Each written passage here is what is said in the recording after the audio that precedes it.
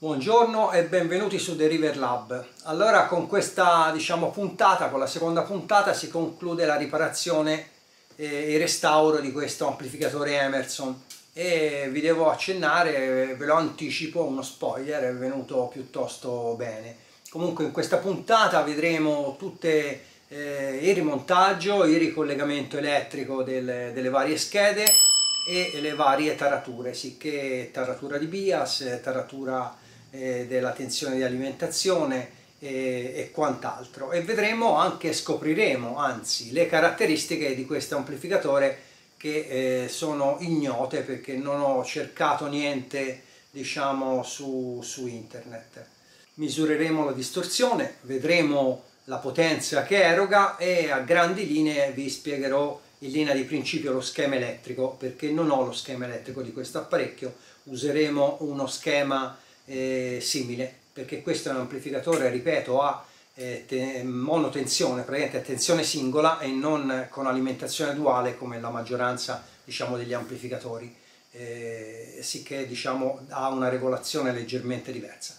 Comunque continuate a vedere il video e vedrete come al solito quello che combino. Allora, ho cambiato tutte le viti, come si vede ora non sono più arrugginite, le ho cambiate e ho montato anche la morsettiera delle casse, che onestamente non ci sta male per niente. Dall'altra parte l'ho collegata con, vediamo se riesco a girarla, che si possa vedere. Ecco, l'ho collegata con le pagliettine, sono avvitate. E ora direi di fare una cosa, qui ovviamente l'avevo passata qui con la spugnetta abrasiva, ho cercato di ripulire tutto il telaio, però il telaio alla fine è venuto bello pulito, ma è un po' di fiorettatura c'è rimasta. Ora questi sono, allora, questi condensatori staccati sono i condensatori più grandi, che li voglio testare tutti uno alla volta. Vi faccio vedere un attimino come li testo, e mentre quelli del circuito, mentre quegli altri del circuito l'ho già testati sia con il misuratore di ESR, sono a posto, sicché non sto a cambiarlo. Lo stesso questi qui. Mentre questi qui più grandi le testerò sia con misuratore di ESR, le testerò con il capacimetro e poi li provo l'isolamento, perché per esempio ora questi fanno parte dell'alimentazione anche, insieme con quest'altro condensatore che testeremo insieme. Questo è un amplificatore con una tensione singola e questi due sono sulle due uscite degli altoparlanti, sicché è bene che siano integri anche come isolamento, perché sennò poi va a finire la tensione sugli altoparlanti e fa dei danni. Ora le testiamo un attimino intanto con il misuratore di ESR, lo facciamo insieme, e poi col capacimetro. Ecco, allora col misuratore di ESR è molto comodo perché si può usare anche in circuito, intanto ci dice praticamente se c'è una ESR al volo, così. Poi ovviamente il capacimetro misura anche le ESR, però faccio vedere un attimino. Questo è buono, questo è buono, questo lo tocco male ma è buono anche questo,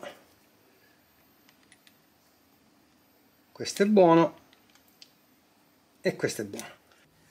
Ecco, così si dovrebbe leggere. Di solito uso mi piace di più il capacimetro che ho da banco fisso, ma qui per farvi vedere torna meglio usare questo qui portatile, anche se preferisco quello fisso. Vediamo un attimino, qui mettiamolo su ESR. Ecco, Allora, ci siamo, perché questo mi segna, da 1000 microfarad, mi segna 950, circa 963 microfarad, e con una resistenza di 39 milliohm va bene. Diciamo non segna 1000 perché hanno, diciamo, una certa tolleranza che alle volte può essere anche del 30-40% in più o in meno, sicché questo qui dovrebbe essere 470 microfarad, e anche questo vedete segna un pochino di più, e c'è 52 milliohm, sicché è buono anche questo. E questo qui sempre 470 microfarad segna 4,80 circa, 148 milliohm, sicché diciamo ci siamo.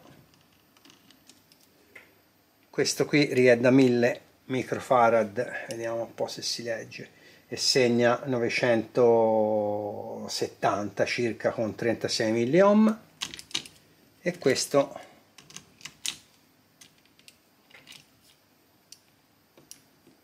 segna 1000 microfarad con 32 milliohm, sicché praticamente va bene, diciamo.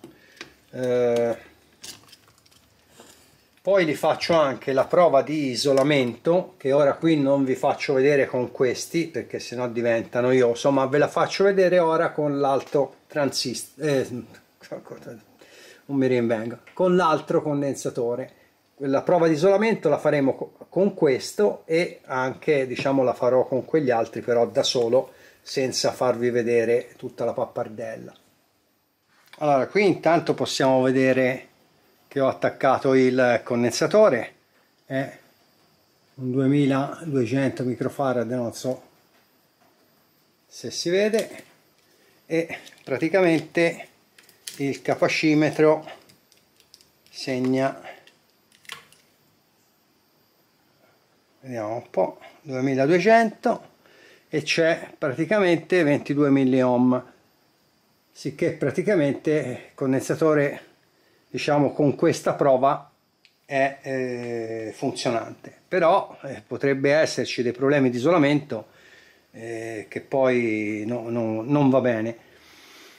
Allora, con quest'altro apparecchio, che ora lo inquadro meglio e ci attaccheremo il condensatore, possiamo andare a provare, diciamo, la tensione di isolamento dei condensatori. Qui si arriva fino praticamente a 800 volt, e sì che possiamo provare tutti i condensatori più o meno che ci sono. Allora fermo un attimo questo video, inquadro tutto a modino e lo riaccendo. Allora, spero che il rumore intanto della ventola non dia noia, e spero che si veda bene. Diamo alimentazione al condensatore. Ora siamo intorno a 34-37 volt, aumenteremo fino a portarlo intorno ai 60 volt, piano piano. Va considerato che, diciamo,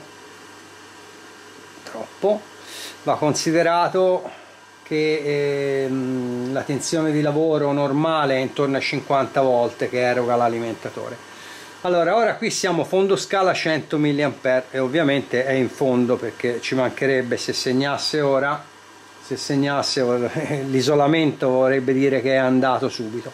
Poi lo portiamo a 10 mA e lo stesso rimane sul fondo, 1 mA, e va detto che praticamente per lavorare bene questo apparecchio qui andrebbe lasciato collegato al condensatore una mezz'oretta, non perché l'apparecchio deve lavorare una mezz'oretta, ma perché le specifiche spesso nei condensatori, che danno le caratteristiche, danno, diciamo, la misura della prova di isolamento, dicono di lasciarlo in prova una mezz'oretta. Infatti, se vedete, qui sta calando. Io ora fermerei un attimino il video, e poi lo riprenderei mano a mano che cala, così vedete meglio, diciamo, la cosa, mi spiego meglio.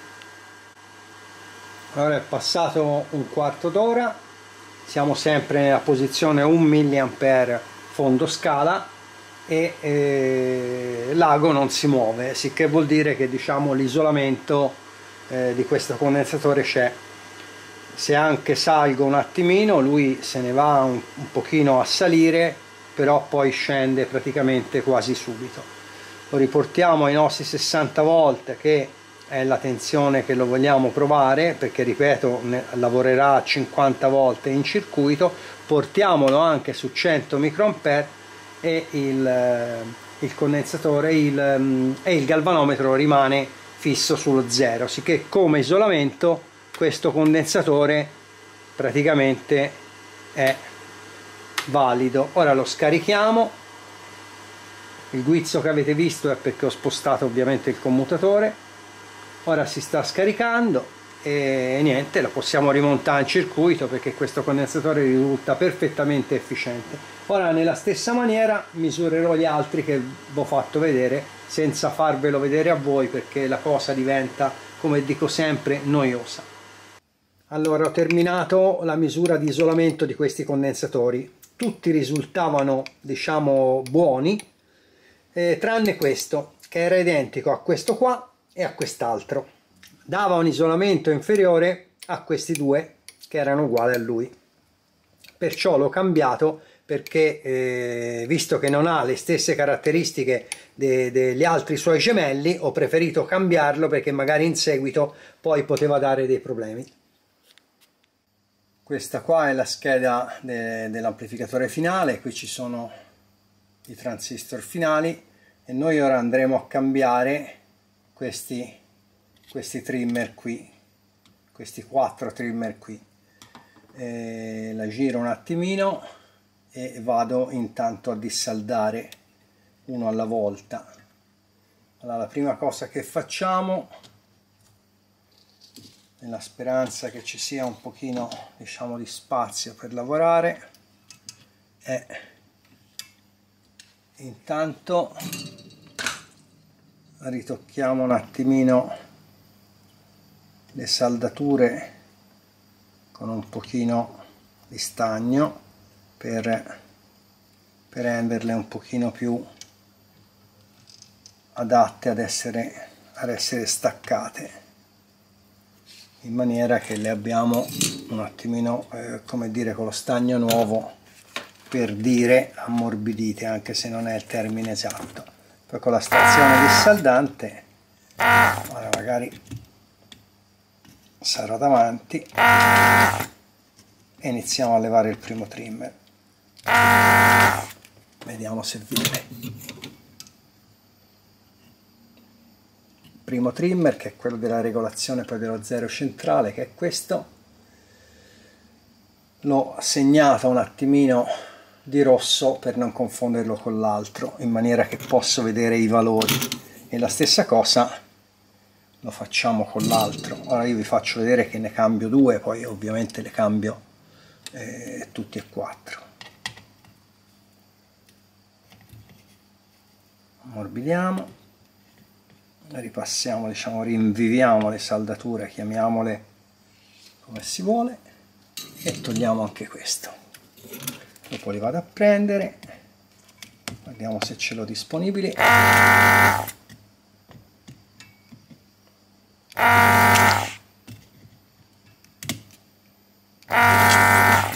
Ecco, vediamo se è venuto.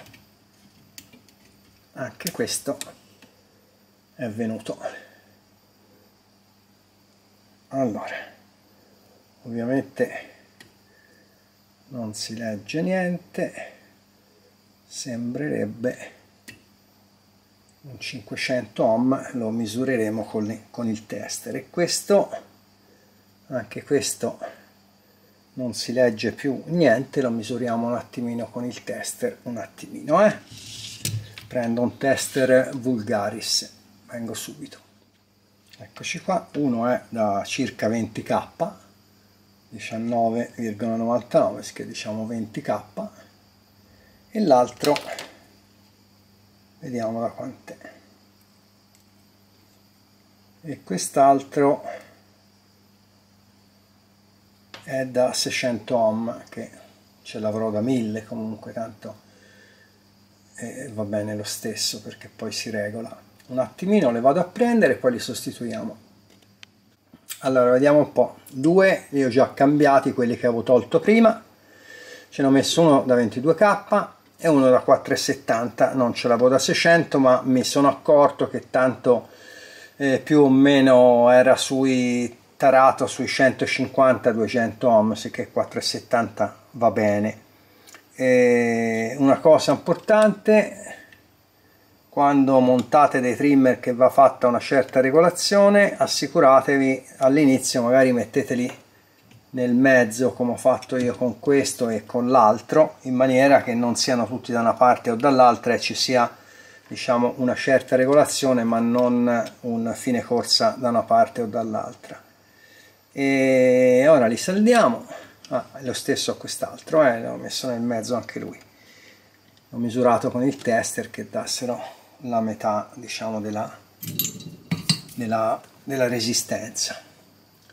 E ora lo saldiamo, ripeto, quegli altri due l'ho già saldati, questo lo saldiamo e così abbiamo i trimmer di regolazione nuovi che non fanno dei brutti scherzi, e possiamo poi tarare l'amplificatore senza problemi, insomma. Quando avete finito di fare le saldature, un consiglio che vi posso dare, poi ripeto, ognuno fa quello che vuole, è con un pochino di alcol isopropilico andate a togliere gli eccessi, diciamo, del disossidante dello stagno, in maniera che il circuito stampato rimane un pochino più bellino, e se c'è un po' di sporco nero se ne viene via, che è brutto. Ecco fatto. E ora rimonteremo i transistor.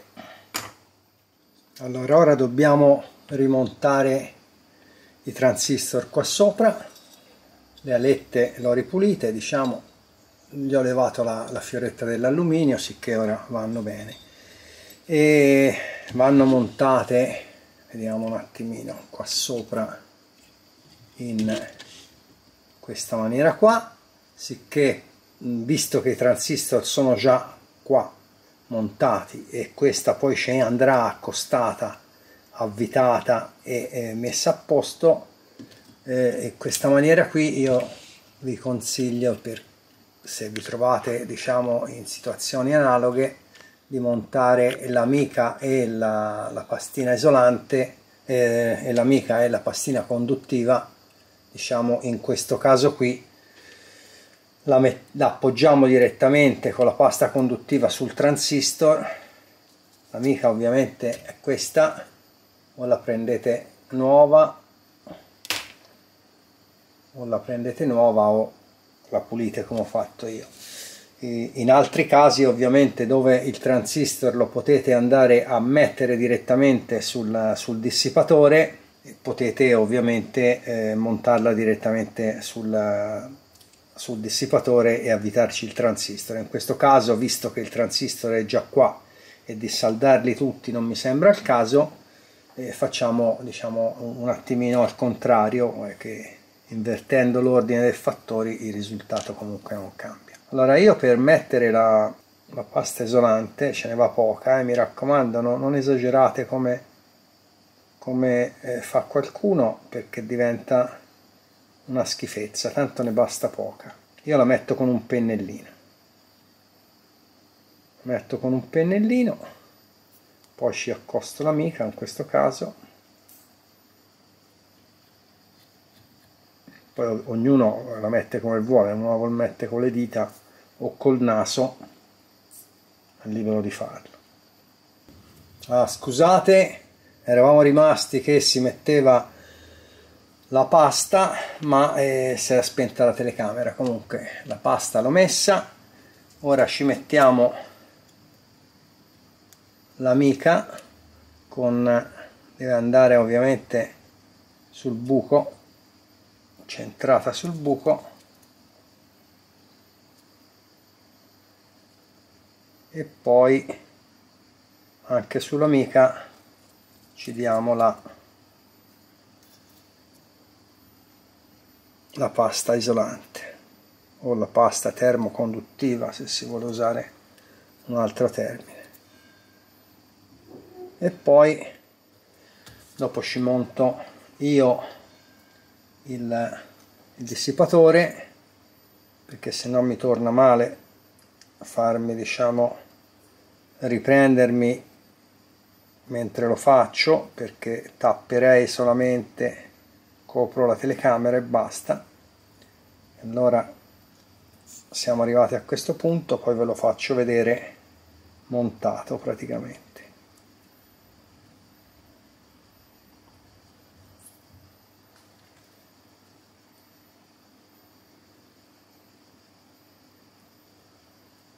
Ecco qua.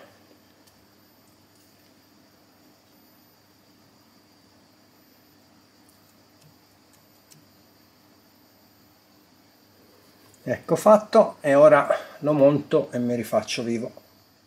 Ho avvitato, diciamo, i transistor e come vedete, anche se pastina ce n'ho messa poca, è sbordata comunque di fuori, che era più che sufficiente. Una cosa che va fatta ora, una volta montati, non so se il tester si vedrà bene perché c'è la luce sopra, comunque una cosa che va fatta è controllare che tutti vedete, se io tocco la massa il tester si muove, se invece tocco la letta del transistor non deve muoversi, perché deve essere isolato, ovviamente, se no non serve a nulla averci messo l'amica isolante. Se è tutto a posto vuol dire che abbiamo fatto un buon lavoro. Ecco, ora sulla piastrina di dissipazione è rimasto da fare una cosa: ci va messo il sensore che sentirà la temperatura dei transistor per il BIAS. Ci mettiamo anche a lui, qui non è, alle volte è fatto con un transistor, qui è fatto con, credo che sia un NTC, non prendetela per buona al 100%, comunque ci mettiamo un pochino di pastina termoconduttiva, ci mettiamo questa qui è una guainetta di silicone, facciamo in maniera che siamo sicuri che non va a toccare da nessuna parte, e poi ci mettiamo un pochino di pasta, in questo caso abbondiamo un attimino in maniera che faccia bene contatto. La mettiamo anche qui un pochino, sono passato davanti credo, e poi ci fissiamo i sensori. Vediamo come riusciamo a metterlo, perché sono fili un po' duri.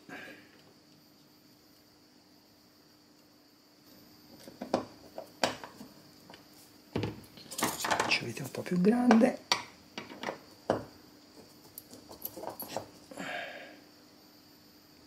E lo mettiamo perfettamente. Vediamo, scusate. Sì, è messo al centro. Lo mettiamo al centro, che stia bene lì schiacciato. E la stessa cosa facciamo per l'altro. Adesso così questi sensori potranno sentire la temperatura in maniera giusta. Allora, la scheda qui è pronta, ora piano piano io penso che possiamo cominciare a rimontare anche l'amplificatore. Questo è l'amplificatore, ci rimettiamo la scheda qua, non vi faccio vedere che la sto a avvitare, lo stesso il trasformatore lo rimontiamo in questo punto qui. Come vedete il trasformatore, anzi ve lo faccio vedere, rispetto a prima è tutta un'altra cosa, non c'è più tutta quella ruggine che c'era e insomma si presenta abbastanza bene, direi. Insomma, dicevo, lo montiamo qua, lo monto qui al suo posto, avvito questa qui e poi vi faccio vedere, diciamo, i collegamenti che lo ricolleghiamo. Tanto è inutile che mi stiate a vedere ora che avvito 4 viti. Ecco, allora ho rimontato la scheda dei finali ovviamente sul telaio. Ho rimontato anche il trasformatore, che si vede che è bello riverniciato, e poi, già che c'ero, ho fatto un lavoretto qui. Ora ve lo inquadro se riesco più da vicino, vediamo un attimino se riesco. Allora, la spia che era collegata in questo punto qui, praticamente la lampadina non si trovava, mi tornava molto più comodo comunque metterci un LED. Ci ho messo un LED rosso, e poi questi sono i capi che vengono dal trasformatore, erogano 7 volte in alternata. Ci ho messo semplicemente un diodo, che è questo qui, vediamo se riesco a avvicinare ancora di più. Ci ho messo, ecco, un diodo, un piccolo condensatore, e poi qui dietro c'è la famosa resistenza di caduta che va al LED, in maniera che così anche il LED è alimentato bene e funziona, insomma, al posto della spia. Poi ora giro un attimino, ecco qua, e ora bisogna fare i collegamenti del trasformatore, che sono questi 2 fili che si erano staccati. Bisogna saldare il condensatore e ricollegare i fili sulla scheda che diciamo vi avevo fatto vedere che li avevo scollegati. Allora, i fili sulla scheda sono in origine erano messi con, vediamo un po' se si va più vicino, erano messi comunque con questi che erano rappati, non so come si pronuncia. Una volta c'è stato un periodo che usava mettere questi fili qui al posto delle saldature, però siccome a me non piacciono, ora io li tolgo tutti senza chiaramente farvi vedere che li tolgo tutti, ci rimetto i fili e poi le saldiamo tutti insieme. Praticamente facciamo la stessa cosa anche col trasformatore. Allora, i fili del trasformatore li ho già risaldati. Come vedete, questo qui c'è il segno nero perché li avevo segnati in maniera da non sbagliarmi poi nel ricollegarli. E ora saldiamo il condensatore e poi passiamo a fare le altre saldature.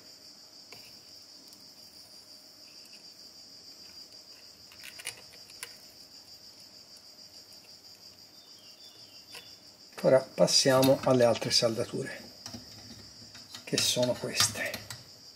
Iniziamo da queste qua. Ho già ricollegato il filetto, ce l'ho, diciamo, avvoltolato, ce l'ho girato intorno, però lo saldiamo al posto di lasciarlo come era prima, che era solamente girato intorno. Mi piacciono di più le saldature, anche se negli anni 70 praticamente era di moda usare quel tipo di collegamenti solo con i fili, diciamo, girati intorno. Spostiamo questo, eccolo qua, facciamo le altre saldature e poi dopo passerei a rimettere il frontale. Vediamo com'è venuto, lo rimontiamo e praticamente poi rimane solo da testarlo, vedere se funziona e fare tutte le tarature del caso. Allora, dopo aver fatto tutti i collegamenti, questo è il frontale, che diciamo mi sembra che non sia venuto male, e ora lo rimontiamo qui sull'amplificatore stesso. Ecco l'amplificatore col frontalino rimontato, cioè solo appoggiato, per ora non è rimontato. Poi ci monterò ora tutte le manopoline, ce le avvito e vi faccio vedere. Queste vanno messe qui, ovviamente va fissato il frontale, e poi vi faccio vedere, diciamo, il risultato del frontalino montato finito, insomma, che rispetto a prima è venuto parecchio pulito.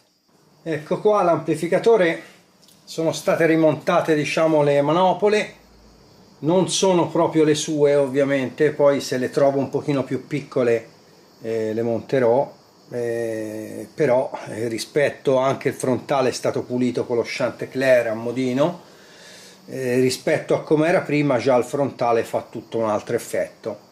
Accendo un secondo, la spia si illumina, ci ho messo il LED come avevo detto, e ora io passerei alle misure. Non ho lo schema elettrico, ma vi faccio vedere un attimino sul PC uno schema elettrico simile e vi spiego un attimino qualcosa prima di cominciare le misure. Allora, diciamo, uno schema di principio di questo amplificatore qui è questo. Non è lo schema originale, non è lo schema dell'amplificatore in realtà, però possiamo vedere certe cose che ci fanno comodo. Per esempio i due trimmer che ho cambiato, ora questo qui è riferito chiaramente a un solo canale, e nella scheda finale di quell'amplificatore Emerson ovviamente tutto è doppio. Allora, la prima cosa è che questo qui è un amplificatore, non è con alimentazione duale, ma è con alimentazione singola, quello dell'Emerson, cioè come questo qui, praticamente come questo schema qui. Ripeto, non è lo schema originale, questo qui è uno schema di principio simile, diciamo, che ha un'alimentazione singola. Come tutti gli amplificatori a alimentazione singola, c'è questo condensatore qui sull'uscita. Allora, tramite uno dei trimmer che ho cambiato, che in questo caso qui è questo qui che ci sto muovendo, la freccettina del mouse R8, in questo caso, va regolata ai capi, diciamo, cioè non ai capi, fra la massa e questo condensatore, cioè praticamente ai capi di queste due resistenze, dove in questo schema c'è scritto 30, va regolata la tensione di alimentazione, che deve essere la metà dell'alimentazione che viene fornita. In questo amplificatore qui, in questo schema qui, infatti c'è 60 volt come alimentazione, e qui, se vedete, di rosso è segnato 30 volt.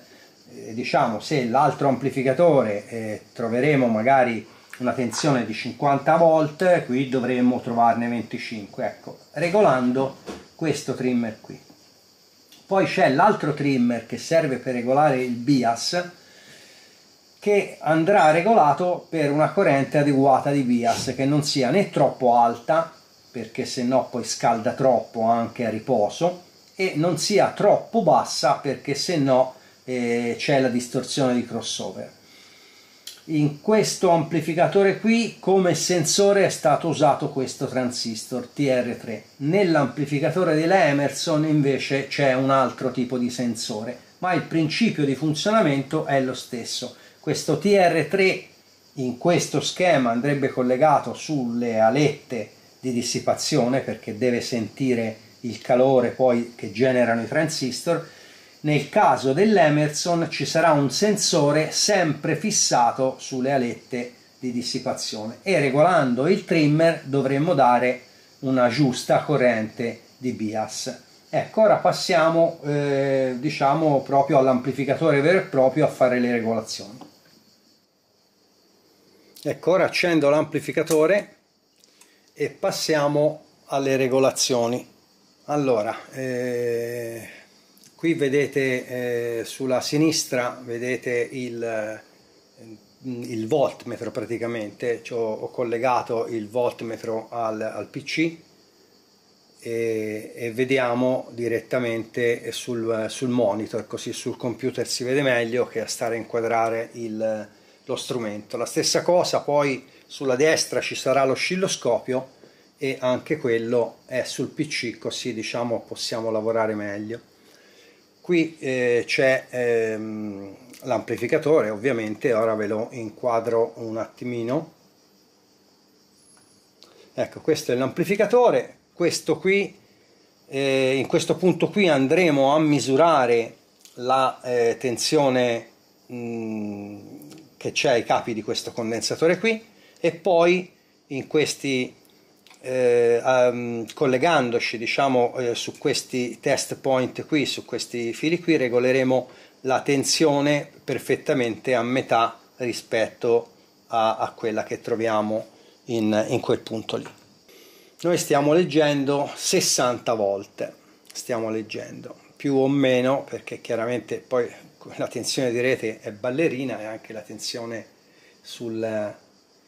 che avremo sul secondario e dopo il ponte di rete sarà leggermente ballerina, sicché vuol dire che noi dovremo regolare qui su questi due test point, che è il punto che vi avevo fatto vedere sullo schema, dovremo regolare 30 volt. Partiamo con il primo, che questa è proprio la prima operazione da fare. Qui abbiamo 27 volt e ora questi trimmer sono messi un po' male, ma insomma cerchiamo di regolarlo sui 30 volt. Ora non è preciso, non è importante che sia una precisione diciamo estrema, comunque 30 volt. Facciamo la stessa cosa con l'altro punto, c'è 26 volt, il trimmer è questo qui è il canale che abbiamo appena fatto, questo qui è dell'altro canale, e la stessa cosa portiamo a 30 volt anche questo, 28, 29, si regolano un pochino male perché sono messi di traverso, praticamente c'è il frontale che dà noia, ci sarebbe un cacciavite angolato. Allora vediamo se riusciamo a portarla a 30 volt, non dico precisi perché il trimmer non lo permette. Ecco, 30 volt e 1 va benissimo.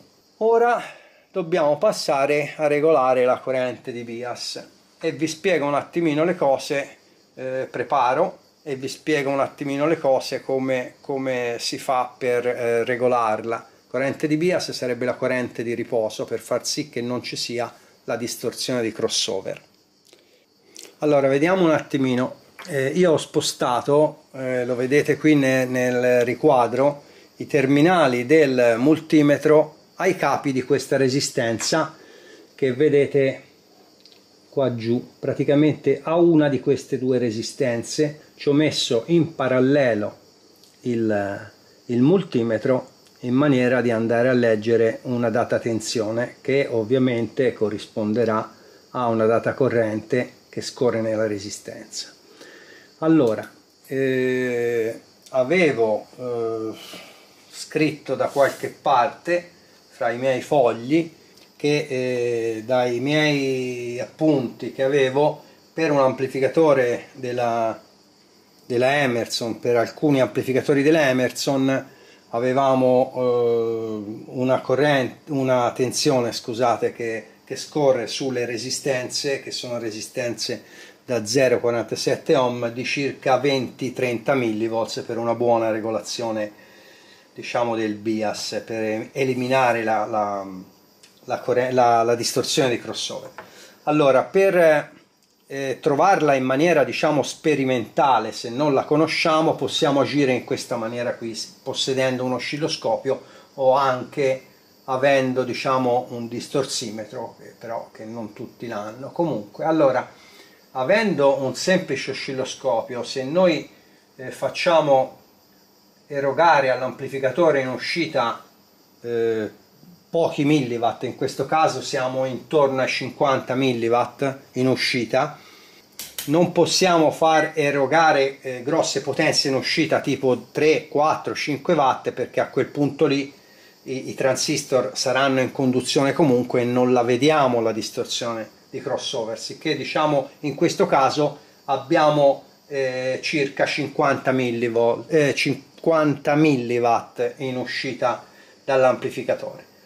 Allora, questi 50 milliwatt chiaramente sono pochi, e se il bias non è regolato correttamente, se la corrente di riposo non è regolata correttamente, avremo la distorsione di crossover che potete vedere qui, sia nella riga verde che nella riga gialla. Questa distorsione qui, questa gobba, è la famosa distorsione di crossover. Allora, per arrivare a determinare la corrente giusta, dobbiamo far sparire quella gobba lì e poi, per sicurezza, aumentare con grano salis, cioè con cervello, aumentare ancora un pochino la corrente di bias, senza esagerare, perché come ho detto poi scaldano troppo i transistor. Allora, andiamo a regolare un attimino, ad alzare la corrente di bias, e se vedete sulla riga gialla sto lavorando sulla parte della forma d'onda gialla. Piano piano questa gobba si riduce fino a sparire, diciamo. Ora, ecco, in questo momento qui è sparita, vedete, sulla verde c'è sempre, sulla gialla è sparita. A questo punto che facciamo? A questo punto portiamo l'amplificatore con il volume al minimo e andiamo a misurare la tensione che leggiamo a capi della resistenza. Sono 16 millivolt, che corrispondono 16 millivolt poi con una resistenza lì di 0,47 ohm, corrispondono a circa 34 milliampere. Abbiamo visto comunque che, lo rialzo un attimino, lo riporto al punto di prima, abbiamo visto che sull'altro canale è rimasta, su questo canale è sparito. Non guardate i 20 millivolts che segna, perché ripeto, la corrente di bias va poi tarata a amplificatore a 0, col volume a 0, possibilmente anche con gli ingressi cortocircuitati, però ovviamente per vedere sparire la distorsione crossover col volume a 0 non si vedrebbe. Sicché noi, la riga gialla è sparita, la riga verde, diciamo, e la forma d'onda verde c'è sempre. Azzeriamo l'amplificatore, se ve l'ho fatto vedere prima, e abbiamo, diciamo, una tensione. Ora siccome ha scaldato un attimino la letta, di circa 18 millivolt. Prima mi pare che ne abbiamo misurati intorno ai 15, per ora mano a mano che scalda ovviamente tende a segnare lì per lì di più. Allora, si era detto, noi dai miei appunti da 20 a 30 millivolts che dobbiamo leggere lì, io farei una via di mezzo, porterei, diciamo, l'amplificatore con una corrente, con una tensione che poi corrisponderà ovviamente a una data corrente di 22 millivolts. Vediamo quanto sono. 22 millivolts sono circa quasi 47 milliampere, e poi va lasciato l'amplificatore acceso, però al minimo, per vedere se, vedete che è già ricalata la tensione sulla resistenza. Lo lasceremo acceso al minimo per vedere che dopo un pochino di tempo questa tensione, questa corrente che noi andiamo a regolare, dico questa tensione perché è chiaramente sulle resistenze, che però è una data corrente, la dobbiamo lasciare acceso l'amplificatore per vedere che nel tempo, cioè dopo magari una mezz'oretta, sia rimasta intorno al valore che lo vogliamo, diciamo. Sicché io la porto appunto ora intorno a 23, ma facciamo una cosa, anche tanto si doveva arrivare fino a 30 al massimo, la porto intorno a 25 millivolt, e ora fermo il video, lo lascio acceso e ricontrolliamo fra una mezz'oretta che sia rimasta costante, che non sia salita e che non sia scesa, e quella poi sarà nella stessa maniera andremo a toccare le alette perché non devono essere troppo calde, quello, se no vuol dire che la corrente di via si è regolata troppo alta. Allora ci vediamo un attimo, regolo tutti e due i canali e ci vediamo fra una mezz'oretta. Allora eccoci qua, vedete sullo schermo da una parte c'è l'oscilloscopio e dall'altra ho inquadrato i due distorsimetri, questo e questo, sono due modelli diversi però danno misure analoghe, in maniera che possiamo vedere anche se c'è una differenza di distorsione fra un canale e l'altro, perché può succedere più spesso di quanto non si pensi. Allora facciamo una prova, prima di tutto diamo un'occhiata a quanti watt diciamo entra in clipping l'amplificatore, cioè quando la forma d'onda da sinusoidale tende veramente a distorcere fortemente, va quasi in onda quadra.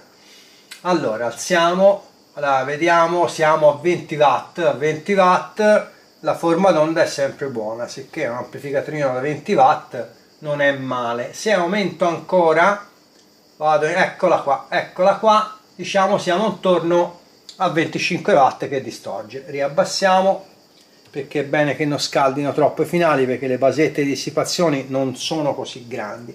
Ora facciamo una prova a vedere la distorsione a un volume medio che potrebbe essere 5 watt praticamente, è fondo scala 50 watt il wattmetro, sia da una parte che dall'altra, è 50 watt su 8 ohm. Allora, sicché se io lo porto a 0,5 in realtà sono 5 watt.